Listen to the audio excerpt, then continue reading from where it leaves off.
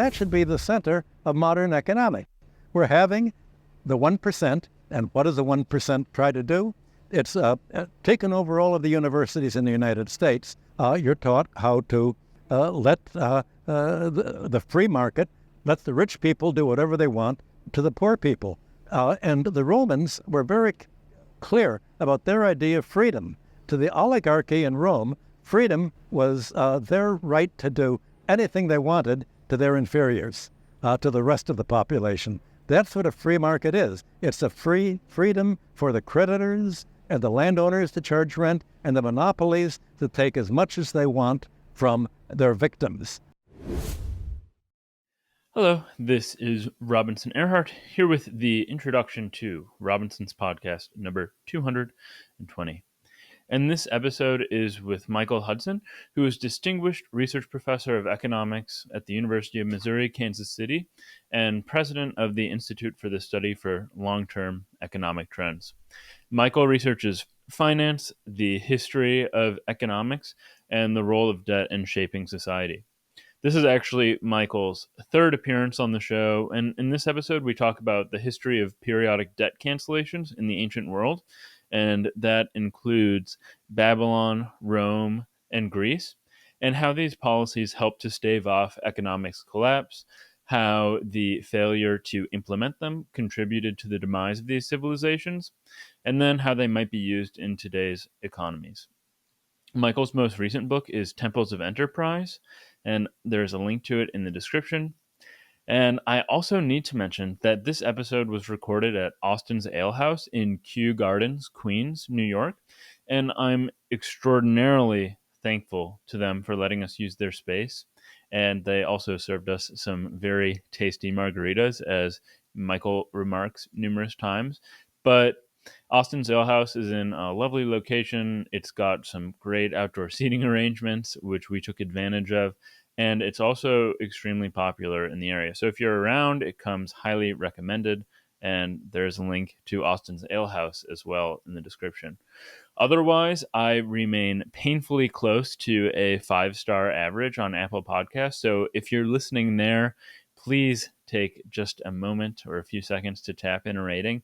Also, there's a link to the Patreon in the description in case you'd like an ad-free feed and show notes.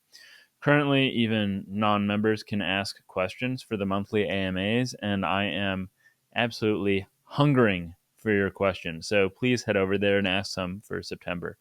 Now, without any further ado, I hope that you enjoy this conversation as much as I enjoyed having it with Michael.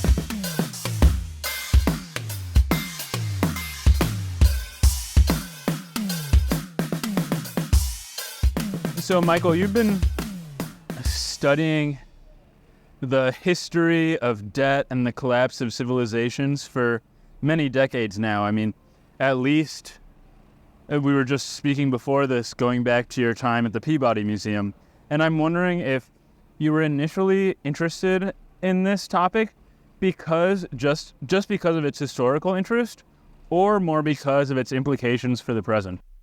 I went into economics because I was interested in debt. I had a long discussion with my mentor, Terence McCarthy, and I was at the time working for a bank on Wall Street and later worked for Chase Manhattan Bank, and it was obvious that the debts were growing faster than the economy could be paid. And I came to New York around 1961 and began to work on Wall Street. In 1965, for Chase Manhattan, my job was to analyze how much money Latin American banks could afford to borrow. And to do that, I had to say, well, how much can they pay in interest? What's their carrying ability? And I saw even then they didn't have any more. There was no way that they could afford to take any more. And needless to say, that did not make the officers in the international department very happy, because they wanted to increase their loans just as the real estate department and oil departments wanted to increase their loans. So we had at one point a meeting at the Federal Reserve who questioned the forecast that I did. I was looking mainly at Argentina, Brazil, and Chile. And the Federal Reserve man said, Dr. Hudson, according to your calculations, Britain can't afford to borrow any money. It's broke too. And I said, well, actually, that's right. It has to keep borrowing just to maintain the exchange rate of the British pound. The Federal Reserve said, but they've maintained it, haven't they? And I said, if that's what they've done. He said, that's because we lend them the money. And I said, yes, that's exactly what's keeping them afloat. And they said, well, it's the same thing toward Latin America. We're supporting these countries. That's part of the Organization of American States.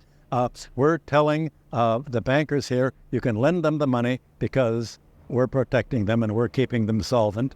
And we are having the World Bank showing them how to carry their debt service by privatizing their property, the IMF giving them advice. And so under these terms, don't you think they can continue to pay Chase Manhattan for new loans? And I said, well, for the immediate future, yes. And I said, fine, that's what they wanted. Well, I could see that the only way that they could keep expanding debt in Latin America and England was by borrowing the money. That's called a Ponzi scheme, where you keep solvent by borrowing the money to pay the interest and the debt service. And after I left Chase, I developed a balance of payments accounting format at Chase to analyze the oil industry's balance of payments.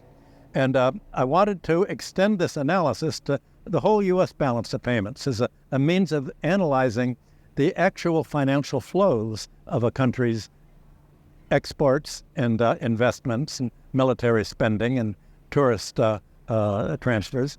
And that took me about a year. I found out that the entire U.S. balance of payments deficit was military spending abroad. The private sector was exactly in balance. So I began to see what is going to happen. How long can they continue this Ponzi scheme of lending countries the money to be able to pay their creditors? Well, by the late 1970s, matters were getting worse and worse. I'd become an economic advisor to Canada in the mid-1970s, and then I advisor to UNITAR, the United Nations Institute for Training and Research, where I wrote a series of papers on the fact that the Latin American, the Global South, could not have possibly afford, even with foreign support, to pay their debts. And I argued that the International Monetary Fund and the World Bank was making it harder and harder to pay their debts by, first of all, raising the amount of debt they owed. Secondly, by privatizing their infrastructure, rising their cost of business.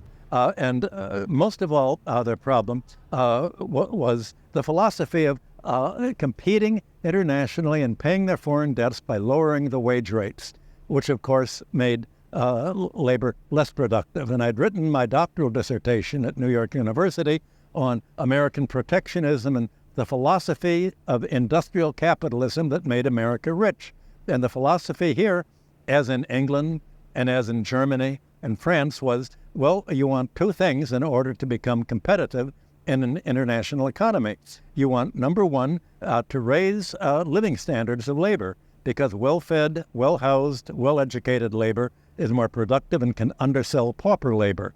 And secondly, you want the government to pick up all of the external costs of living, the cost of education, the cost of health care, medical care. If they are made a government expense, then employers don't have to pay labor enough wages to have to pay these costs themselves.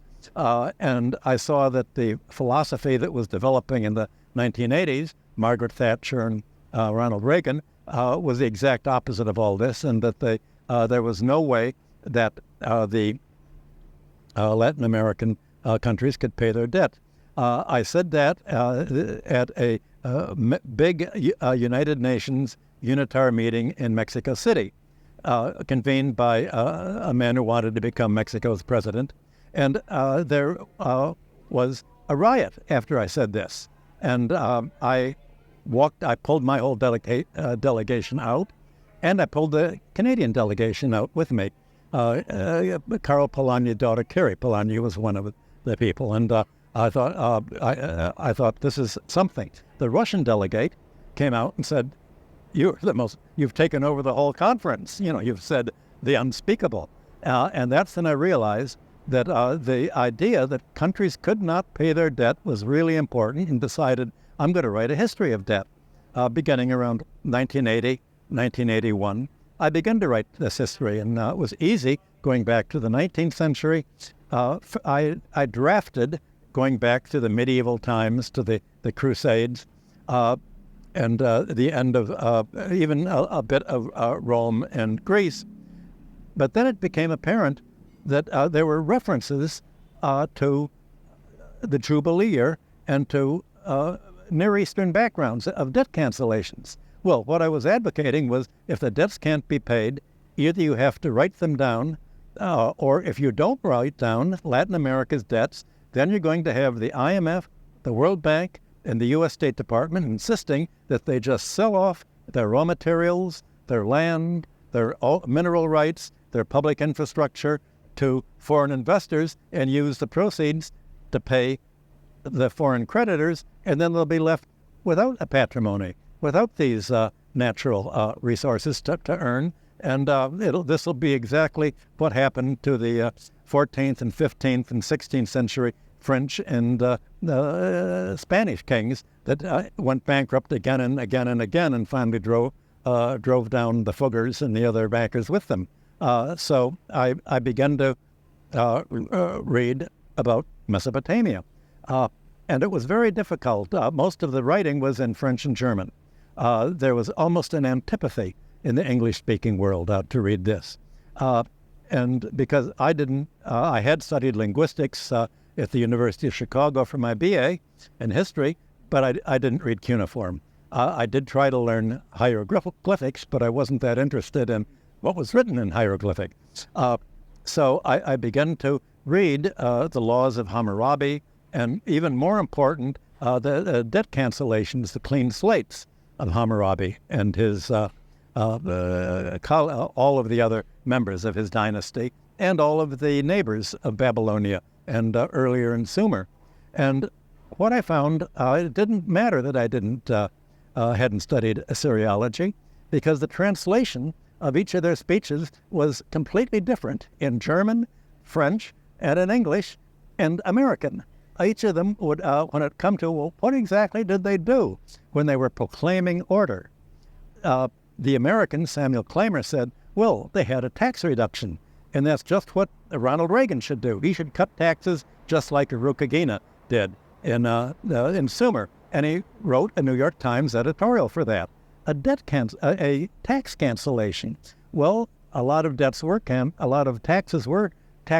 debts were canceled because the major debt in the Bronze Age were to the palace sector and to the temple sector, to the large institutions. The British said these are a free trade law. And Wilfrid Lambert and I had a long discussion at one of the rencontres for Assyriological meetings on that. And he wanted to see whether I could, being an economist, could talk about Assyriology. And the one word he wanted to find was Andararum, which was the word that Hammurabi used for a debt cancellation. It meant a free-flowing, meaning that debt servants who were held as bond servants to their creditors had the freedom to go back to their original houses and not be a servant anymore. And the slaves that were pledged to creditors could also be returned to their former masters.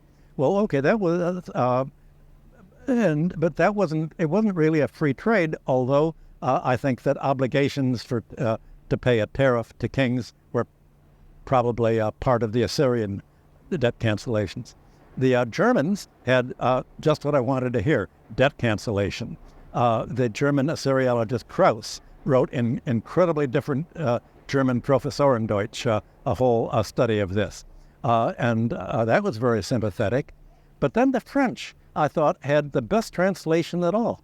They called it's a restoration of order, ending the disorder. It was a return to the mother condition. the Sumerian word was amargi, from ma, meaning mother. So, for instance, when the Iraqi president Hussein said, this is going to be the mother of all wars, he meant the paradigmatic war. Well, the amargi was the paradigmatic balance of society the way that it should be. So I wrote a draft of what I'd found, and my neighbor and friend Alex Marshak, who had written about the Ice Age and the leading Ice Age archaeologist, sent what I'd written to the head of the Peabody Museum at Harvard, Karl Lambert Karlofsky. He immediately said, "Do you want to be a research fellow on the Harvard faculty and do this? This is revolutionary. Let's do it." So it took us a few years to. He said it became apparent that I couldn't simply write it. We had the idea: let's invite the leading Assyriologists, Egyptologists, people who were scholars who could read all of the Bronze Age proclamations, letters, legal cases, and we're going to study we're going to write a financial and economic history of the ancient Near East. So we began to do that in 1994, and over the next 20 years, we did a series of 6 colloquium and published 5 volumes rewriting the history. And I had tried to write what became my my popular volume, Unforgiven Their Debts, to a number of publishers, like the University of California. Every publisher I or an agent I had would send it to said, "We can't publish this. It's impossible for society to have begun by canceling the debts because creditors wouldn't have made loans anymore." Well, of course they wouldn't, but the creditor, people didn't borrow money as a debt. They ran up to arrears. They couldn't pay the costs, the debts that were due at the end of harvest time for all the credit they'd run up during the year. For instance, right now, we're sitting in a bar, and Americans are certainly familiar enough with working class people running up a tab at the bar. They pay it on payday. The same thing happened in Mesopotamia. The alewomen were a public infrastructure utility, and you'd run up the money that you owed them at the end of the harvest. And if the harvest was bad and you couldn't pay, what were you going to do? The ruler, Hammurabi, and all the other rulers of the dynasty said, well, either the debtors are becoming the bondservants of the alewomen and the palace creditors and any temple officials who officiated a wedding or a funeral who they owed money to. Do we really want our citizenry on the land to all of a sudden have to work for their debtors? If they do that, they will owe their labor to the debtors. They can't serve in the army anymore. They can't work on the infrastructure, on the the public infrastructure that we do in the non-planting, non-harvesting time to build the city walls, the palaces, the temples, and all of the other construction. So instead of doing to their labor force what the International Monetary Fund does to Latin America and having them lose all their property and becoming international debt peons, they canceled the debts. Well, that was basically what they found, and we realized that there was no point in trying to go to the public at large and write all this without getting full backing from the whole Assyriological and Egyptology community. Let's have the scholarships all over the world: German, French, Russians, Italians, Americans, even English. We had everybody there, and we rewrote the history of the ancient Near East, the privatization of the ancient Near East, the land use and land tenure, the debt and economic renewal, the origin of accounting in the ancient Near East, labor and public enterprise. So that took us from about 1994 to about maybe 2008 to publish the very ending of all of this. Well, needless to say, there's hardly any of this has got into the public domain, apart from the Assyriological group and apart from my writings, because publishers still would not publish anything that we wrote as a trade book, because they said the creditors couldn't pay it. So I began to write a series of academic articles. I was basically, encyclopedias were coming to me to write articles in them. I was invited by all the major Assyriological and archaeological magazines to write articles, and I realized that at the root of everything was, how did money and credit begin? And I've just published all of these articles in my Temples of Enterprises. I realized that, well, the books that I wrote through Temples of Enterprise and the Collapse of Antiquity were an attempt to popularize them. The technical articles showed, okay, we have to look at how did money begin, how did land tenure begin. And I realized that the way to explain how different the Bronze Age was, how different civilization was at its takeoff, was to say what didn't happen. Because if you just begin by saying what did happen, everybody will say, no, it couldn't have happened that way. That's not how we do things. That's not what Milton Friedman and Margaret Thatcher would have done if they could have got into a time machine and gone back to Hammurabi and said, no, that's not what to do. Don't interfere with the market. They can't pay the debts, let them pay the price, let them go into bondage. If that would have happened, civilization never would have taken off. So I realized that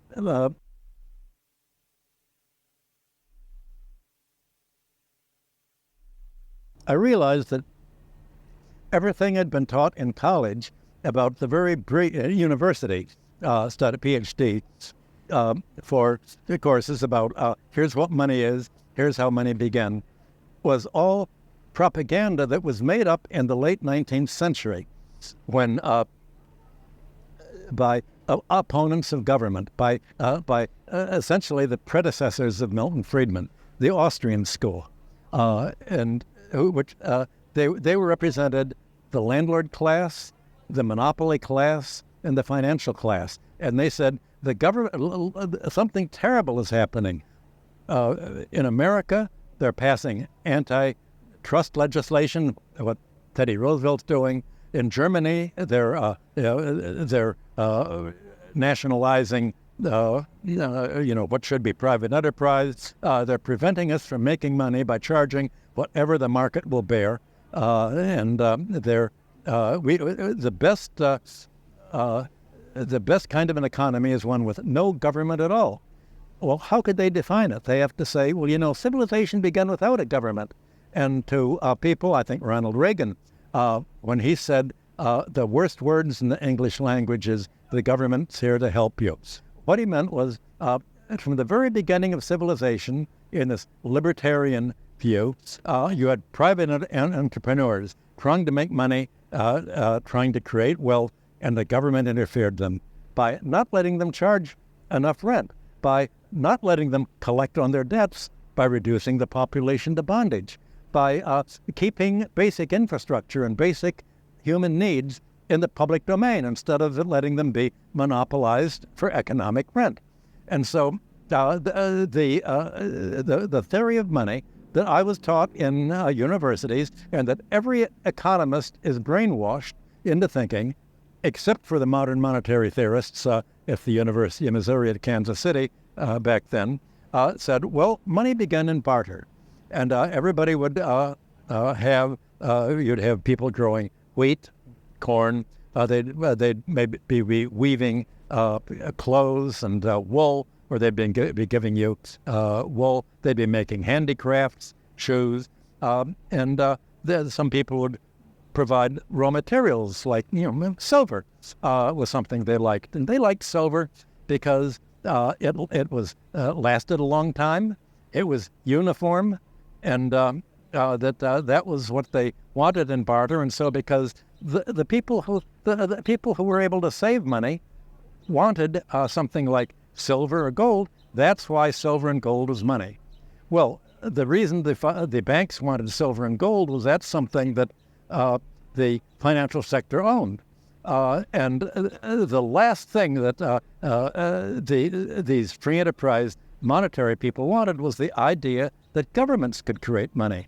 Well, and I began to look at how did money come into being. Well, it's obvious that it couldn't have happened the way that the economists are taught. One thing they say, silver is in uniform quality. Well, it wasn't uniform quality. If you're giving silver, how do you know it's pure silver? I think it was like 7/8 pure in Babylonian and various purities that were standardized in Rome and in Greece. So it wasn't uniform. There was counterfeiting way back then. So one thing, it's not as uniform as you thought. It didn't rust. That's true, that it lasted. And but then how do you express this money in prices? You can't go with a piece of silver and say, I'll pay you a piece of silver for a bushel of grain to go home and make bread with. How do you get an equivalency? Well, you'd have to have some either a measure of weight for the silver, or you'd have to have a volume measure of a cup. Well, if you have a scale in antiquity, how are you going to measure out a teeny little piece of silver for that bushel of grain? There were not scales of that quality in antiquity. It's just silly. Yeah. That kind of thing never could have happened. And what were the denominations of that people used? A mina was divided into 60 shekels. 60 shekels had a weight. That was silver weight was made equivalent to grain volume, and most of the debts of the population, being an agrarian economy, paid in grain. Well, the economists said, we don't understand that. How can you carry around grain in your pocket? You go to the alehouse, you pay for your beer in grain. Doesn't it get sort of seedy in your pocket after a while? Well, there was never any attempt to understand how transactions occurred in the Bronze Age. And it was not only the Bronze Age, it was down to medieval England, much of medieval Europe. Most debts were paid once a year when the crop was in. They weren't paid during the year. You would run up a debt during the year. As I said, you'd run up a debt to, here we are at Austin's Ale House, to be settled at harvest time on the threshing floor. We have all of the contracts. They all said this money will be paid on the threshing floor. We'll weigh it out. The money that's paid to the ale house will go to them.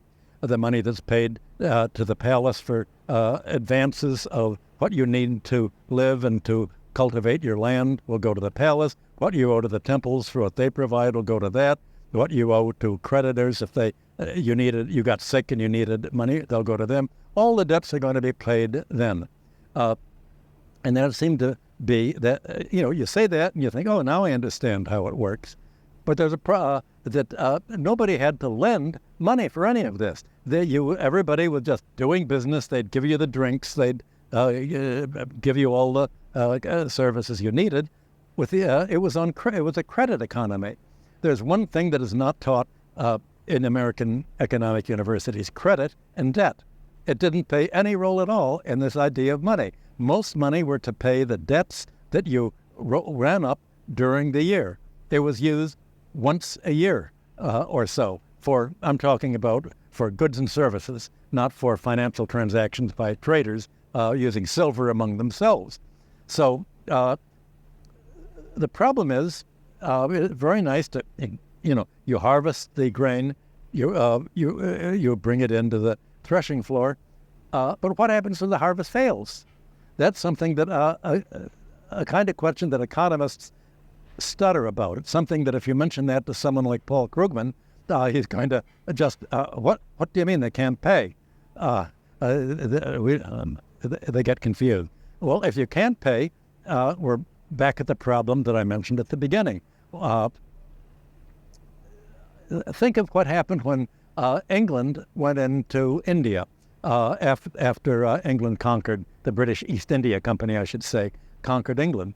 Much of India was run before under certainly the Islamic North, and there was credit way down through Islam, and the rulers realized that if the crops failed, you couldn't reduce the population to bondage, because then there wouldn't be anyone to do the work anymore, right? Or they'd all leave.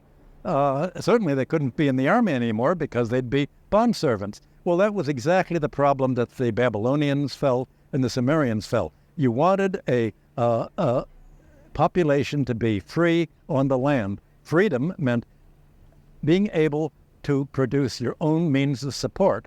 And so the Sumerian rulers, the Babylonian rulers, and all of the neighboring countries had similar debt cancellations that say, well, either there was a drought, and if there's a drought, then debts don't have to be paid. That's in Hammurabi's laws, as well as his debt cancellation proclamations. If the storm god Adad floods the land, don't have to pay. And whenever there was a military conflict that sort of devastated the land or called the cultivators away, the debts wouldn't be paid because you didn't want the population to be in bondage.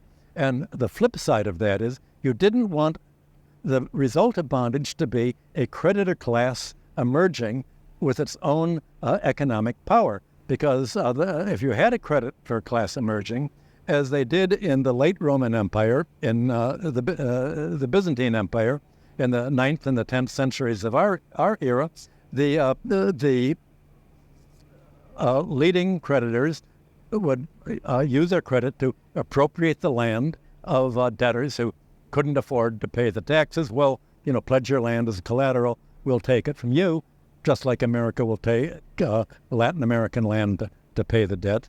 And they would get their own army. Well, okay, now you're a bond servant, you're part of our army. But it's as if they were telepaths and read Milton Friedman in the 19th century and Margaret Thatcher and said, well, let's just get rid of the government that is trying to prevent us from reducing the population to bondage. Let's attack Byzantium and Constantinople. And there were continual wars of the large creditor class and the landowning nobility against Constantinople. And at one point in the 10th century, Constantinople won. They wanted peace. They said, look, we have the strongest army here in Constantinople. We're stronger than your creditors. Just accept the fact, they were going to have a balanced economy, and we want the people to be free because we're threatened by all sorts of invaders coming from the east, and we have to defend ourselves, not to mention the Christians from the west, trying to loot us.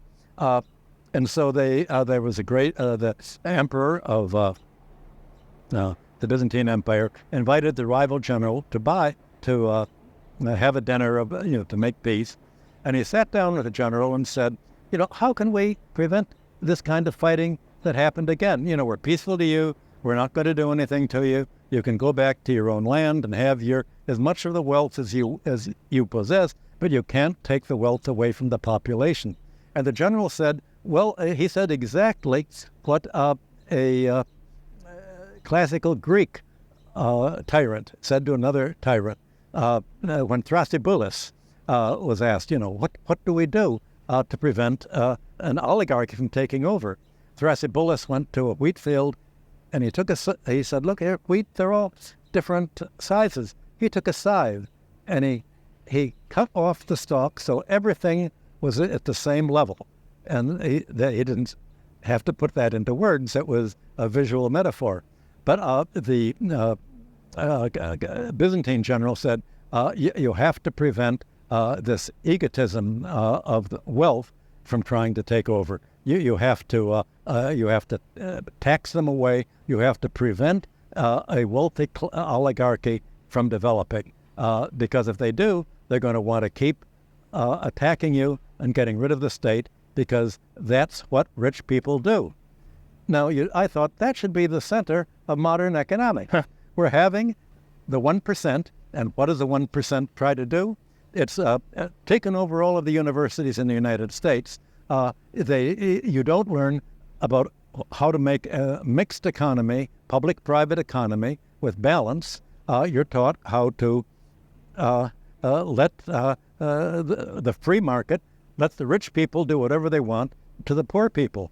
And the Romans were very clear about their idea of freedom. To the oligarchy in Rome, freedom was their right to do anything they wanted to their inferiors, to the rest of the population. That's what a free market is. It's a freedom for the creditors and the landowners to charge rent, and the monopolies to take as much as they want from their victims. And that is not exactly what Adam Smith and John Stuart Mill and the classical political economists meant by a free market. They meant a market free from monopoly rent, free from landlords, and especially free from private banking.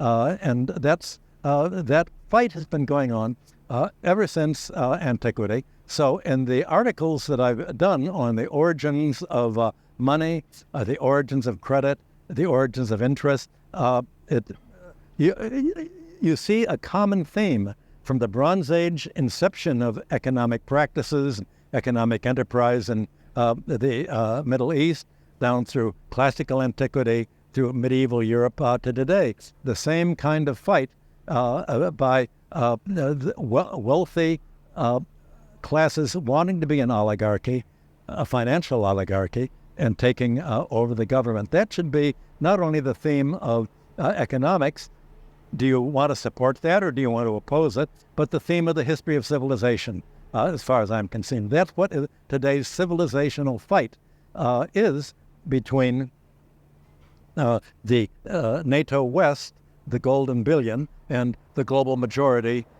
in the BRICS, trying to create an alternative to the International Monetary Fund, to the World Bank, and to the whole neoliberal idea of getting rid of a government and letting private banks and the privatized financial sector control the most important public utility, which is money and credit.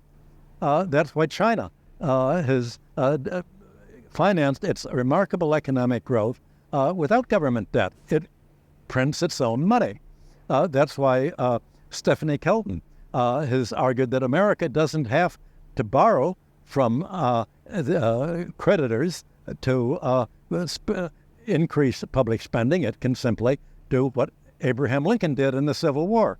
You can print the money. Every government that has fought a war has had to print its own money. It didn't borrow the money because there was no money to borrow or no lenders who were willing to lend. They print their own money. But on the return to peace, you have the creditors fight back, and the last thing they want is to fund a war.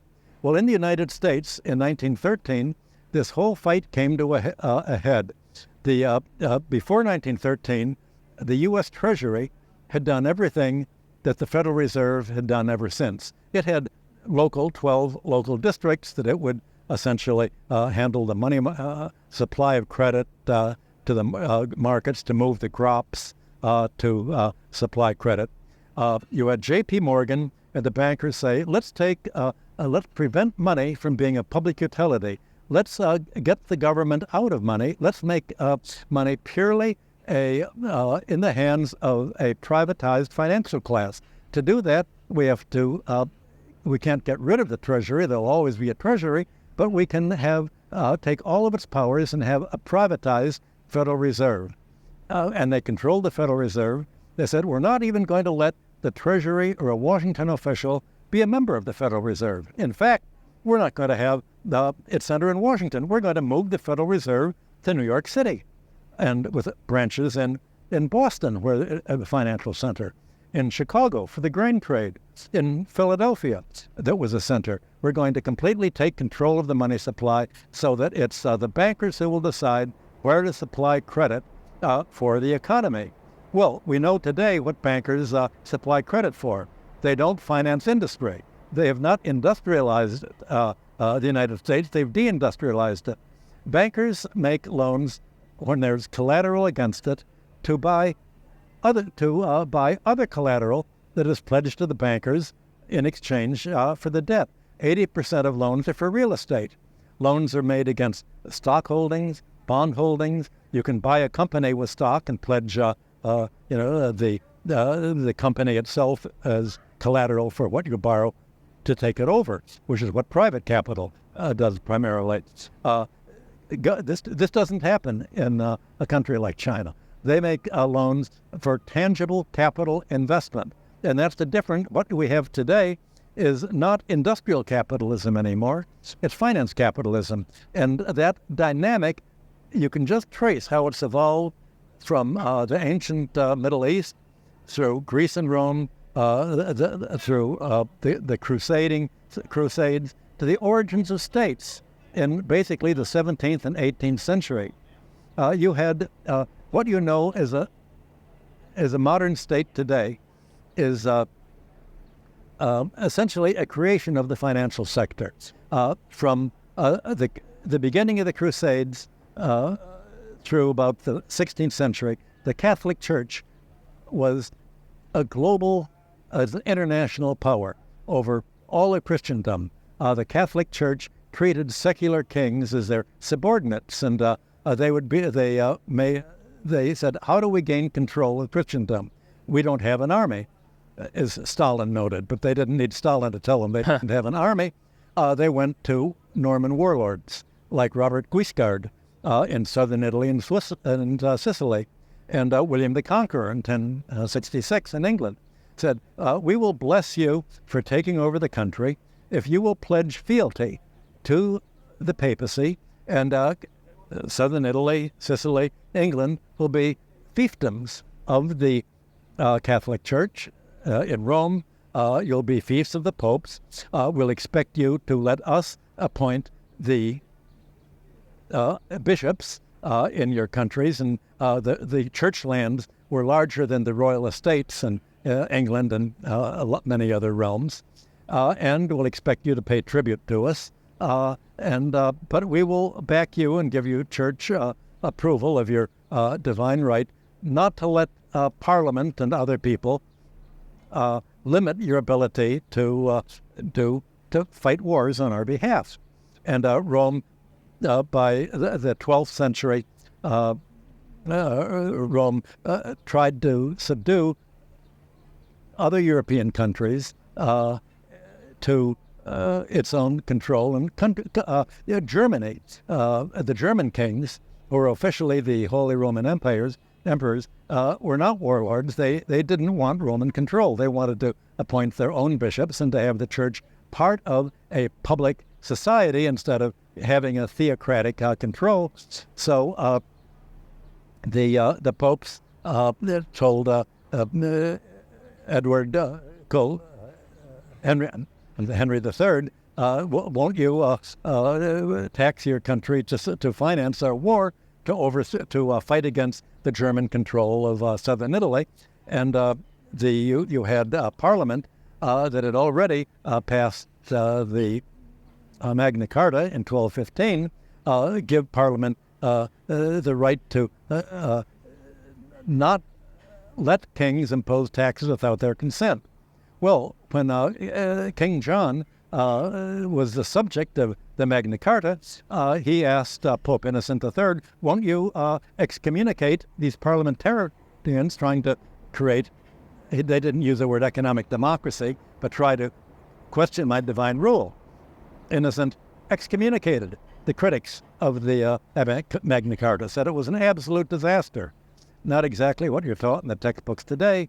And 50 years later, when John's son, Henry III, tried to raise money to go fight the Pope's war against the Germans, there was a civil war in England, and the Pope, Parliament passed the provisions of Oxford and Westminster to limit it. The new Pope, Alexander, excommunicated them. There was a civil war, and the Vatican won and prevented Parliament from developing. Well, by the time the Crusades ended in about 1291, the popes began to lose the power, and you had, but the popes had brought into being a financial class. Because what they told Henry III is, we know you don't have the money. It costs money, of course. Here are some signed documents. Here are papal bulls. We want you to sign these to the Italian bankers that we've rounded up that will provide the money to pay the troops. Because if you're going to have a war, you need funding. And so the Vatican said, how are we going to fund these wars and provide the financing for our Christians to fight against to essentially fight against existing Christianity? Rome wanted to essentially conquer all. There were 5 patriarchates of Christendom. Rome was the least important patriarch. The main one was Constantinople. There was Antioch. There was Alexandria, and there was Jerusalem. That made 5. Rome said, these are all terrible. We're going to excommunicate them. We want to take over them. And indeed, the Crusades were fought against other Christians to impose Roman Christianity against Eastern Orthodox Christianity.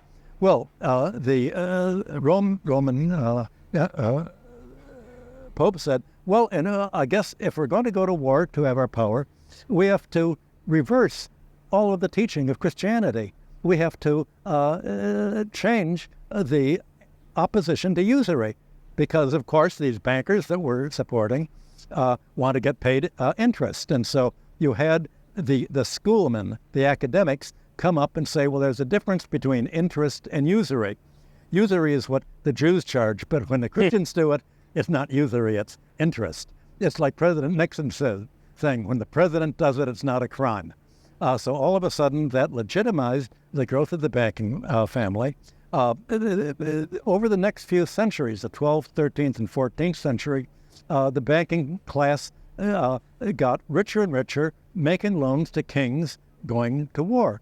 But around the 15th century and 16th century, there was a problem. The kings began, and European kings had the same problem that Latin America had in the 1980s and has again today. They couldn't pay the debts because the debts were growing at compound interest. You would have the bankers being told by whatever kings they lent to, especially French kings, I'm sorry, we can't afford to pay you. You'll have to lend us the money to pay. And the bankers would say, well, if we don't lend them the money, they'll default. And if they default, then how are we going to pay our depositors, who've got the money? We've got to lend them the money and hope that somehow it's going to work out. That's I called confidence, the confidence fairy. You have to give them the confidence. And so they would do it. But finally, the problem is that what did kings have to pay? They had the royal domain, the king's own property. That wasn't the property of the land, just their own private holding, like the palace in England, and its the other property that the Queen of England has, but not all the rest of the property. And they had the right to tax as long as the nobility would go along with it, and the kings could impose excess taxes on trade. They get trade monopolies to pay, but that still wasn't enough money to pay the debts. And so the banker said, it really, lending money to kings, we're going to lose the money because they can't get paid. What are we going to do? Well, they found that there was another model, and that model was in small Italian self-governing cities that were communes, Florence, Genoa, and in a commune, the whole commune was run collectively. They'd vote for their leaders, and the leaders of the commune would pledge all the money of the commune. and all the wealth of its members to pay the debts that they needed, the war debts that they needed to take on in order to fight wars against the Catholics that were trying, the Romans who were trying to attack them to take them over. So gradually the financial class said, well, what we need, if only national states could do what these self-governing Italian and Dutch communes had done, and do this on a national level. And Holland created a commune on that basis. The Dutch were invited to England to make the same kind of parliamentary states that had the power through Parliament to do what kings couldn't do, to say, we promise to pledge the whole national wealth to pay you creditors for the debts. And so they became what was called a fiscal state. The royal domains were not fiscal states. They were royal autocracies. But the fiscal state was able to pledge, have the right to levy taxes as a state right, not just as the right of the king for his own property. They could levy taxes, they could wage war for themselves. The king didn't have that anymore. And the modern state was created as a means of saying, here is a state that creditors will be willing to lend us the money so that we can wage war to defend ourselves against the Roman barbarians that are trying to destroy our society. And that was how the northern Protestant states of Europe fought against the Catholic states of Europe, and ultimately were able to develop banking at the national level. So it was really the financial sector politicized its economic power, not to get rid of the state, as they tried to under the libertarians today, but to create the state under the pro-creditor rules that we have in today's state. So that was how all of a sudden this whole the whole spirit of antiquity sort of got a revival. In antiquity, you had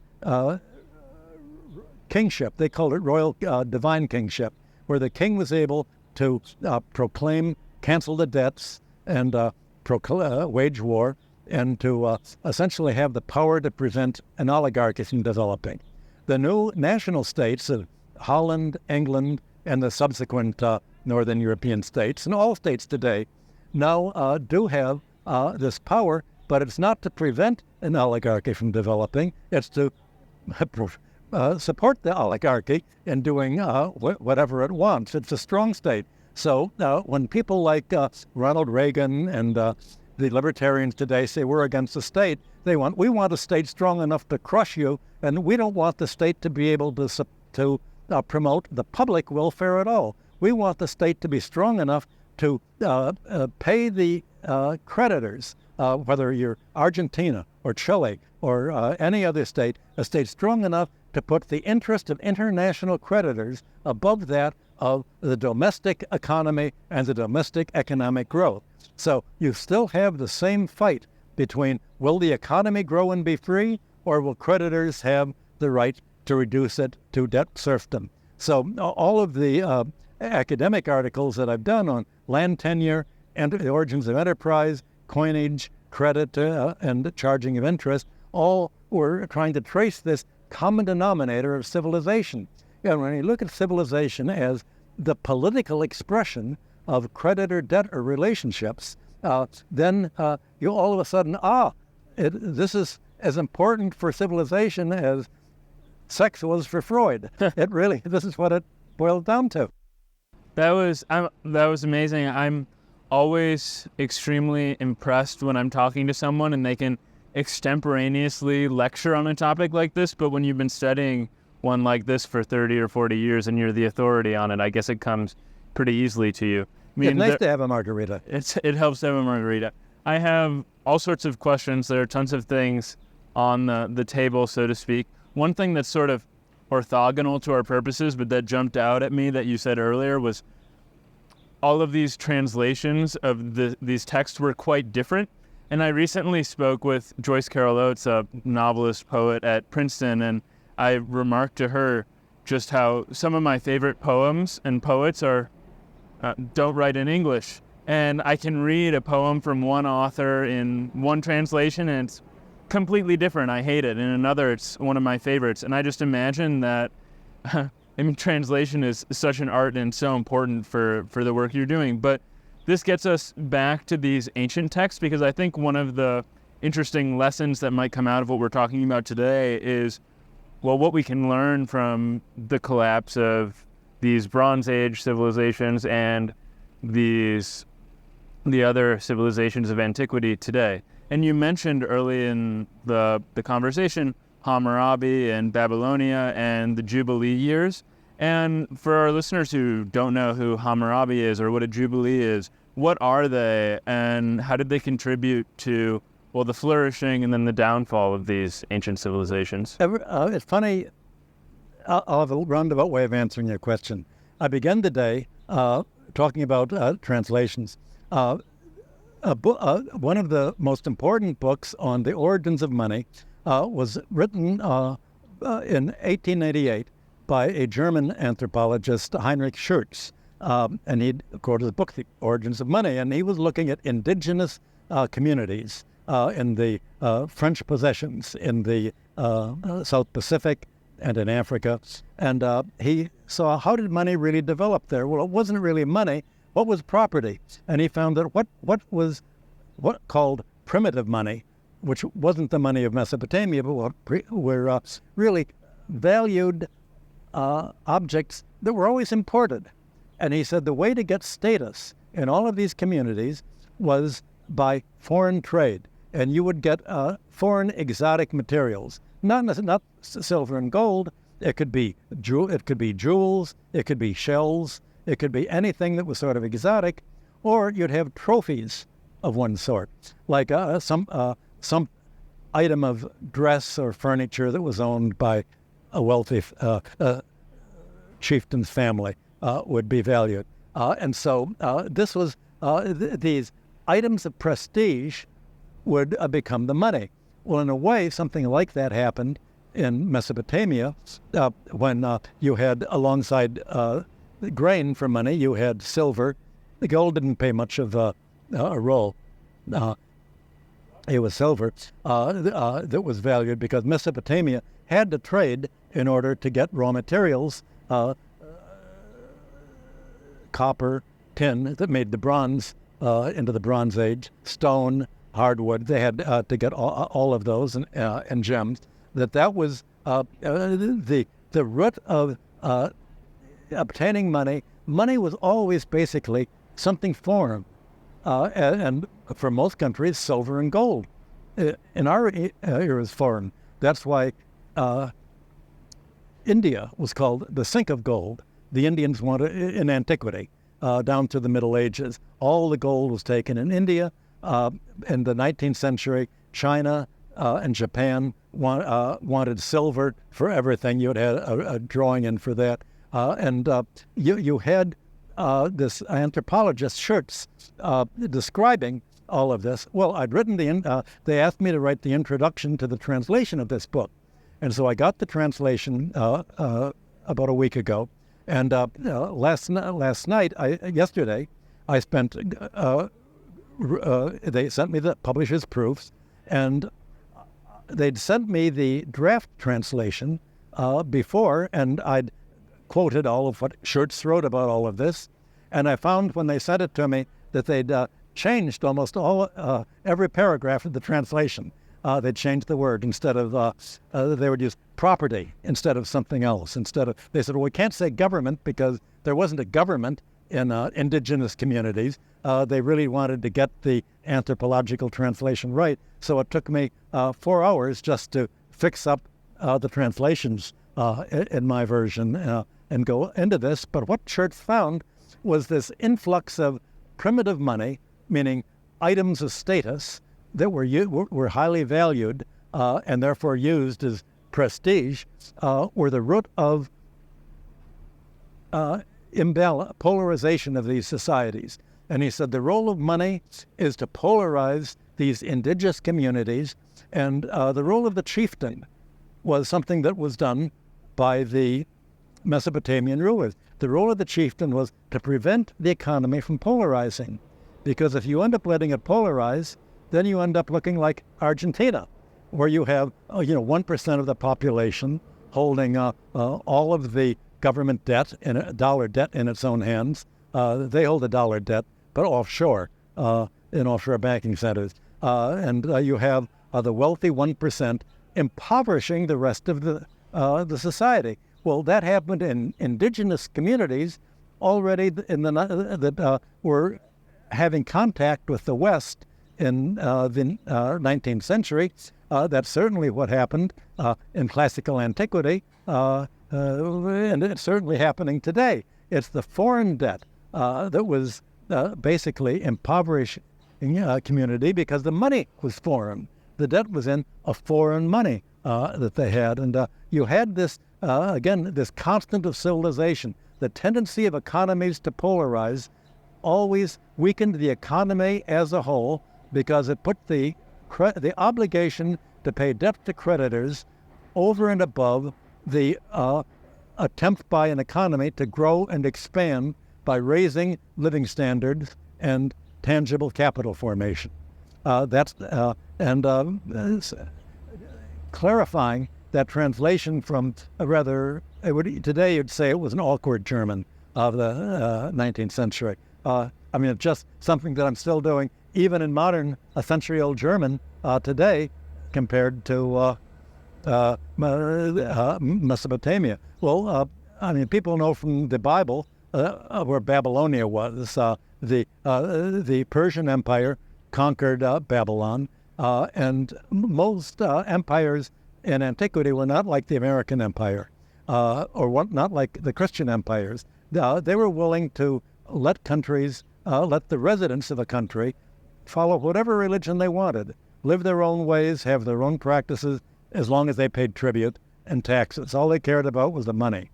And so when the Persians through Babylonia conquered Israel, they took the wealthiest families back to Babylon as hostages, and they left the rest of the Judean land to be left with the people. The Jews over the next century or so assimilated with Babylonian. We have all of their letters, we have their wills, their marriage agreements, and they all had Babylonian scribes write. So we know that there was Babylonia, was part of the Babylonia and Sumer. Iraq and Syria were basically the root of the ancient Near Eastern takeoff. And right over the mountains, Iran, Persia, basically. So that is where all of the practices of enterprise developed. And they developed there because you had this rich agricultural land as you had along the Nile that was all for millennia deposited by rivers, by silt, rich silt from the rivers that made wonderful soil. But there was one problem with the soil. It didn't have metal because it was soil. It didn't have rocks, it had stone, it didn't, to build walls. Everything was made out of mud. You have mud bricks to make walls, palaces, the foundations, and all of that. So they had, in order to survive, Mesopotamia had to get the elements that made bronze, which is why they called it the Bronze Age. And they had to develop foreign trade and foreign enterprise. So all the practices of enterprise, money, weights and measures, you can't have exchange without weights and measures, charging of interest was essentially, everything would down on credit. If you would have a Sumerian or Babylonian palace or wealthy families consign textiles and rugs and weavings and clothes to merchants, entrepreneurs who would go north, or they'd go all the way to Afghanistan and Pakistan to get raw materials. And in 2 years, in 5 years, they would have to repay the debt doubling time. So that worked out to 20% interest a year. It's simple interest, 1/5 a year, it doubles in 5 years. We have the textbooks that they taught scribes in, and they said, how long does it take a debt to double? 5 years. I wish that American universities teaching finance, when they say, what's the interest rate, what's the effect, how long does the interest rate take to double? So if you take out a mortgage and buy a house, pay 7% mortgage today, you take out a 30-year mortgage, how long, what did the bank get out of that? Well, in 10 years at 7%, the lender will get an interest as much as the seller of the house, the land, the property got, and they already get it back in 10 years. And in 20 years, it doubled again. And in 30 years, it's quadrupled. I mean, so you see how rapidly the increase in debt service is. Economies don't grow that fast. And the Babylonians knew that. So that while they taught the scribes to calculate how fast does a debt grow at 1 mina per month, 1 shekel per month, 60 shekels makes a mina.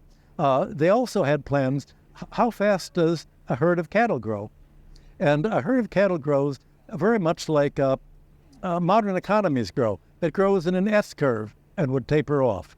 And when the first Assyriologists began to translate these, they said, this can't be a mathematical exercise. It must be they're just reporting how a herd actually grew. But the Sumerians had quadratic equations. If you're a Sumerian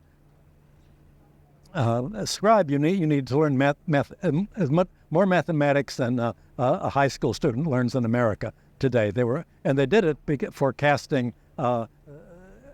astronomical relations, doing all sorts of calculations.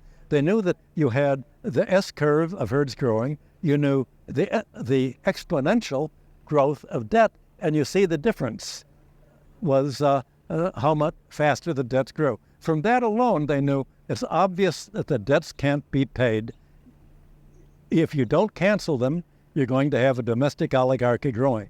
Now, every introductory Economics 101 course should have that model. The mathematical models the Sumerians had were superior to any economic model that the National Bureau of Economic Research has today, or any economic central bank has, because they don't want to admit and acknowledge this simple mathematical reality of compound interest. They say debt doesn't matter because we owe it to ourselves. But who's the we and who's the ourselves? The we, the 99%, owe it to ourselves, the 1%. Yeah, that's the 1% talking. So when Paul Krugman says, just ignore debt, it doesn't matter because it's a wash. It's an asset on one side of the balance sheet, a liability, assets equal liabilities. That's simple accounting. Well, once you look at the distribution of wealth and you see the polarization of the wealth, who owes what to whom, and the growth of debt relative to income, relative to output, you see this is an unsustainable Ponzi scheme. And so this is what the Federal Reserve is facing without this being taught in any economic course. How do you how do you ever keep this Ponzi scheme going? Well, you keep if the banks will keep lending more money against real estate to borrowers, and the borrowers will use this money to bid against other borrowers to buy these expensive houses or commercial office building, then they will be able to pledge these high-priced office buildings, debt-ridden as they are, to the banks as more credit. You'll have the inflation of asset prices.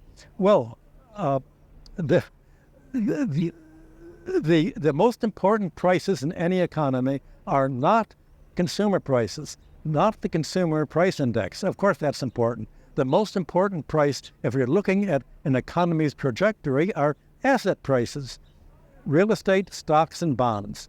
And that's what banks lend against. They don't lend money except for a few, for credit card debt, for automobile debt, for consumer debt.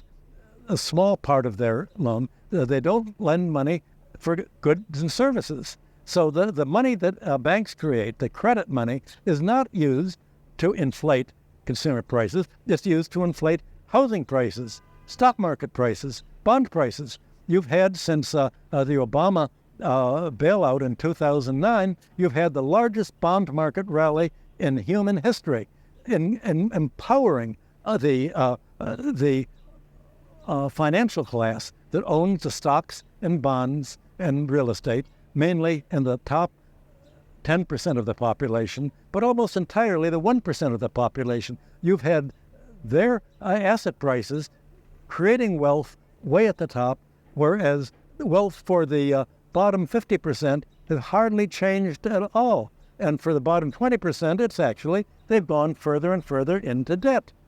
That's what economics should be all about. To realize that we're dealing with two kinds of price trajectories: consumer prices for goods and services, and asset prices for the wealthy people. The wealthy people don't care about what they pay at the grocery store.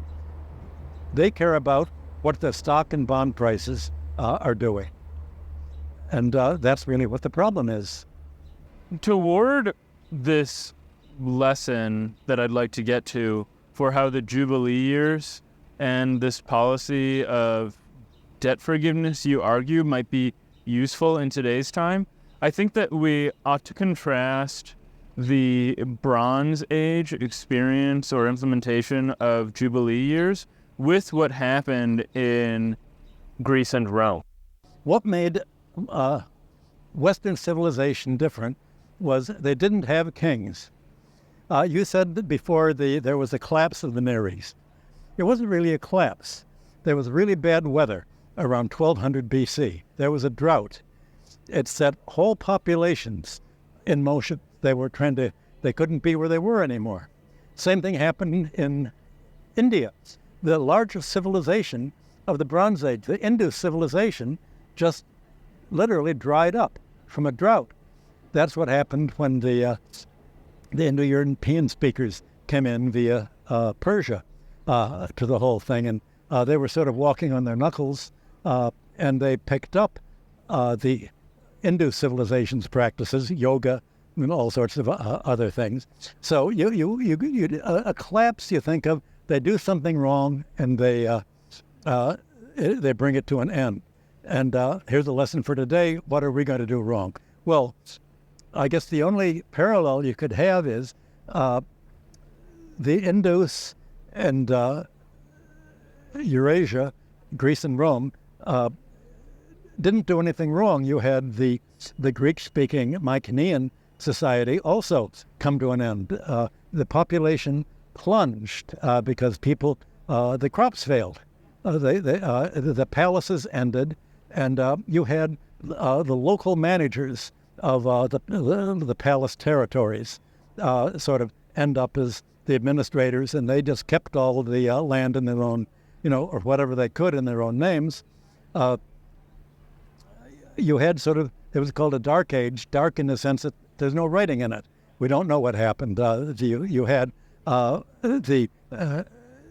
the syllabic alphabet of the Mycenaean Greek, the linear B, went out of practice. By around the 8th century, you had modern alphabetic writing came in, and you would have Bronze Age, you would have Near Eastern traders, mainly Phoenicians and Syrians, began to revival of trade. You had population began to recover around the 8th century BC, and they began to travel westward to Greece and across the Mediterranean all the way to Italy.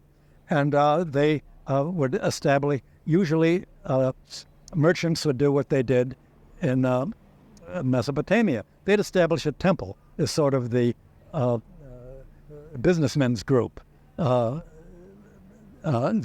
And that would sort of be the public association, the Chamber of Commerce, as it were.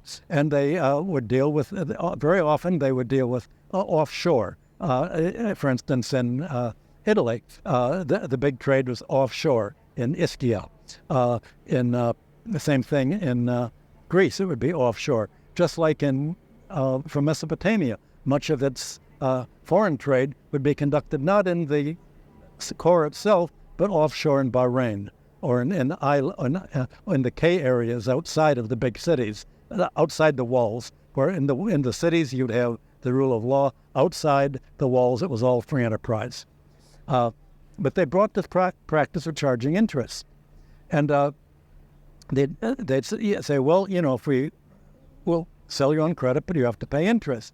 Well, the whole weights and measures were of the West weren't really very developed. You had every city and state having its own weights and measures, but they were all based on different mathematical bases. That of Mesopotamia was based on 60ths because it was developed in the temples that would distribute food to the dependent labor force, mainly war widows and orphans. You'd give them the administrative year was divided into 30-day months, and you'd give them a ration twice a day. That's 60. So you'd give them a month ration, here a bushel, and here's a cup a day. That's going to get you by the month. Next month you give another bushel. Well, that was 60th.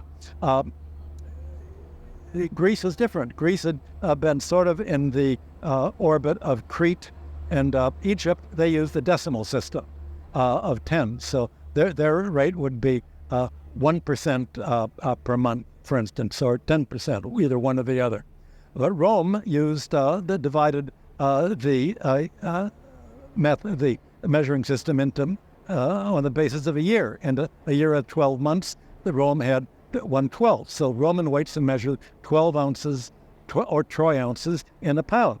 So to make it easier to account, you had the interest rates for each of the for Rome, Greece, and the Near East, all based on the local fractional accounting. Economists are not taught that. They said that's impossible. You have the free enterprise boys say, no, governments organize weights and measures. That's too public. You had high interest rates of 20% per year, decimalized in Mesopotamia because it was very risky in the Bronze Age. And then in Greece, it was more developed, so you lower the interest rates to 10%. And then in Rome, they established something that worked, a vicious oligarchy, destroying the population. That's what we call stability. Look at that low interest rate, 8.5%. They looked at all as progress without a clue that the answer has nothing to do with a economic basis for this counting. It was simply ease of mathematical accounting. When I first submitted that to, I think, the Journal of Economic Social History of the Orient, they all questioned that. It can't really be so simple, could it? And it took them 6 years to agree to publish that. And I think 2000, the year 2000, and finally they said, yes, that has to be it. That's the only explanation that fits. So all of these discoveries that I had as an outsider have now been accepted. And the reason I was able to get all of the assent from other classical and historians and Assyriologists was they'd refused, ever since the 1920s, cuneiform specialists had almost refused to talk to economists or non-Assyriologists because there was all sorts of social metaphor. Everybody wanted to project on the past their own dreams. The Vatican translated Sumerian documents and called it a temple state, needless to say. The Nazis translated it. You had all over the political spectrum. You had everybody having their own idea of what happened in the ancient Near East. And the Assyriologists feared, especially economists. They said, we have a lot of economists coming to us. Some crazy economists think that they were Keynesian back in the Bronze Age, and they were trying to say, let's spend money into the economy and create consumer demand. I think Warburton is the Egyptologist who does some of that stuff. And there's all of this nutty imagining, what would we do if we went back 4,000 years ago and could tell them how to do it. The Assyriologists didn't want someone with their own preconceptions. But I really didn't know about what happened then, and I knew what was important that I wanted to follow. What was how was money and debt handled? And if I could figure out the monetary and the debt relations of a society, I could work from there to see the dynamics that you and I have been talking about for the last hour or so.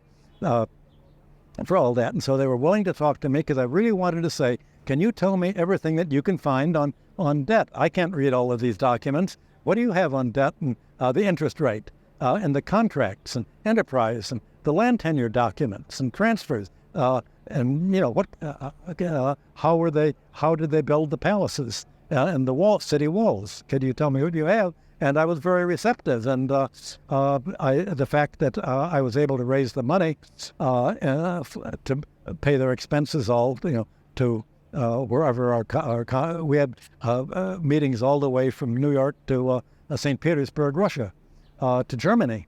We had them all over, and they were willing to contribute to these volumes to realize, yes, we do want to now. We think we know enough that we didn't know in the 1920s, 100 years ago. We know enough now that we can try to at least tell anybody who's interested, here's how civilizations' economic relations begin. Well, of course, nobody wants to know that because they say, oh, no, this isn't what we, if it happened that way, then you need a strong government. Then you need control over oligarchies. That's not Milton Friedman's idea of a free market. A free enterprise, everything that is in the history of from the ancient Near East to classical antiquity, it goes against all of modern economic and political ideology and what people are taught. And that's why you don't have this, the origins of civilization, from, let's say, 2500 BC to about 1700 AD. It's all blocked out. We can't go there because it's so different that the load-up time, it took me, as I told you, I began to join the Harvard group in 1984. It was 1994. It took 10 years for me to familiarize myself, to talk to the Assyriologists, to read the literature. It's as if I had to get a whole separate PhD in ancient Near Eastern anthropology. To understand all of this. I'd never dreamed it, but I thought this is so important. This all of a sudden shows that what I can see is the modern problem of today's polarizing world economy. This goes way back to back then and how they handled it. Well, what they realized was if you don't cancel the debts, then you leave society falling into debt peonage, to bondage to the creditors. You have the creditors ending up ultimately not only with all the land and all the capital assets, but with the control over labor to essentially lead them not into debt bond servitude anymore, like you had in antiquity, but the same thing. You can live wherever you want, you can work for whoever you want for, but wherever you live, you're going to have to go into debt and use all of your income over and above basic subsistence to pay the creditors.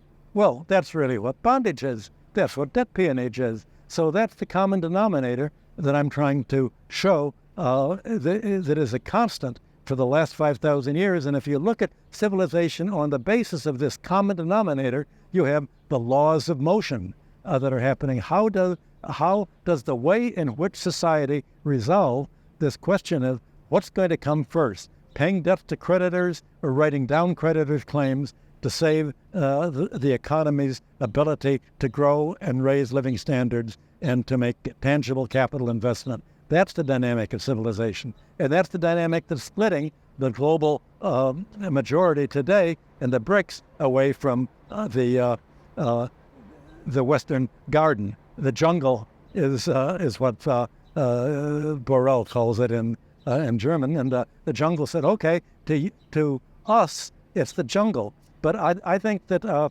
President Netanyahu, in his speech to Congress yesterday, said it in one sentence what the whole structure is. He said, today's fight is between civilization and barbarism.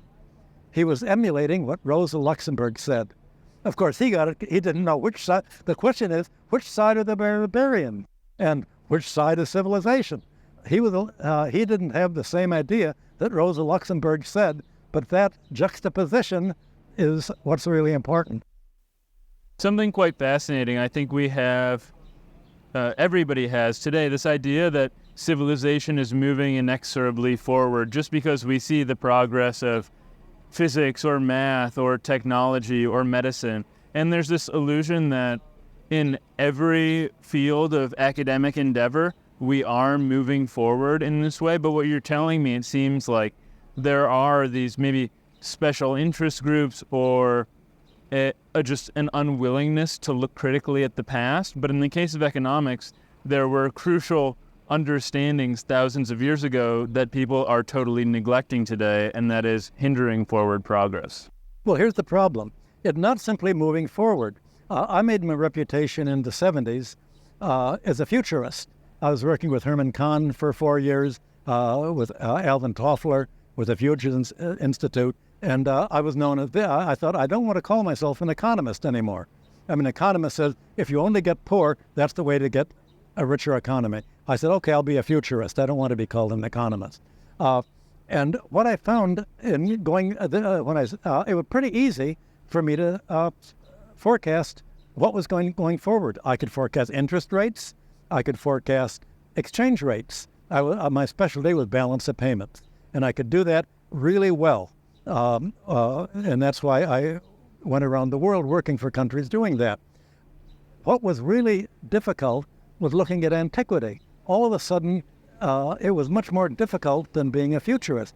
Understanding how different antiquity was, there was a transformation at work. That's what was so hard. It was so different that I could not imagine how different the late Stone Age was, the Bronze Age, classical antiquity. The whole system was so fundamentally different that you had a transformation of the social political system, not just moving forward, but self-transforming. And yet, although there was self-transforming, there was still this common denominator of the choice between a financial oligarchy emerging or a government strong enough, whether it's divine kingship or Greek democracy or the so-called Greek tyrants that canceled the debts and redistributed the land and led for the Greek takeoff to happen, or the modern socialist revolutions that had that. It's all a constant within this transformation, and you look at this really more of an evolution from one species or genus of an economic system to another economic system. You have to look at it systemically, and that's what economists don't do, or political theorists.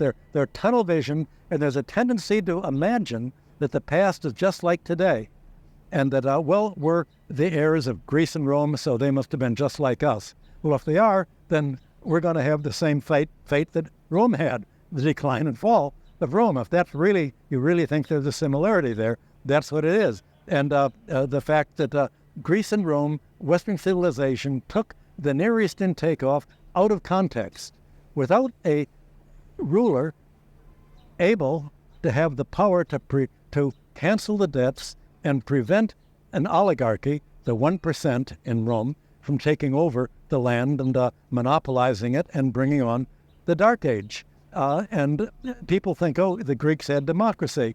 But they didn't have democracy except for a very short move toward democracy in some electoral forms. Aristotle did a study of all the Greek constitutions, and he said they all call themselves democracies. They're really oligarchies. And that's he got it right.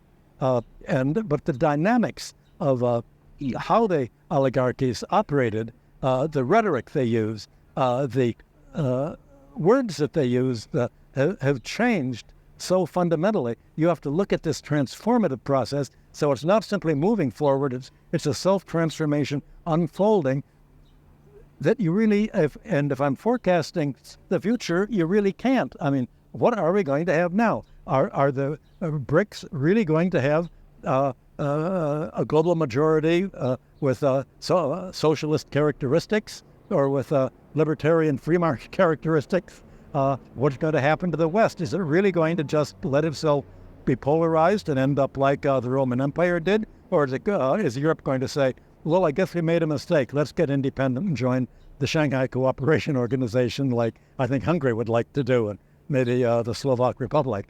I don't know. Or is Biden